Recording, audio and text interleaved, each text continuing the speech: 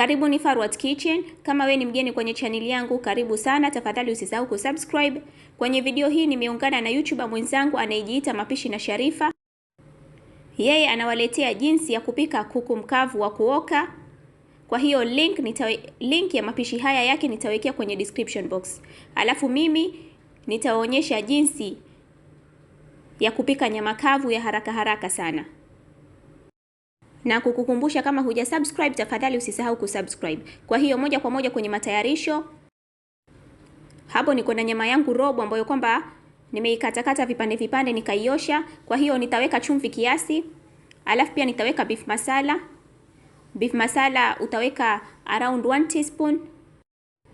Yaani kijiko kimoja kidogo, kijiko kimoja cha chai.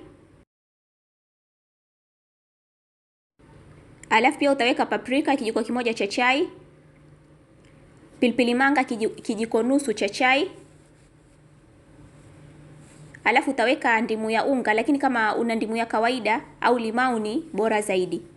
Alafu pia utaweka kitunguu maji pamoja na tangawizi. Takriban kijiko kimoja kikubwa, kijiko kimoja cha mezani. Alafu pia utaweka mafuta ya kupikia, yani mafuta ya uto, kijiko takriban nusu hivi cha mezani. Kijiko nusu mpaka kijiko kimoja cha mezani. Alafu utachanganya vizuri. Na baada hapo utaweka nyama yako kwenye pressure cooker tayari kupika. Lakini kama hutumii pressure cooker, basi utaiwacha hii nyama kwa takriban nusu saa hivi mpaka saa moja, alafu ndo uipike. Kwa hiyo baada ya kuitia kwenye pressure cooker utaipika kwa takriban dakika 20 hivi kwa moto mdogo mdogo sana. Hakikisha moto unaweka mdogo mdogo sana.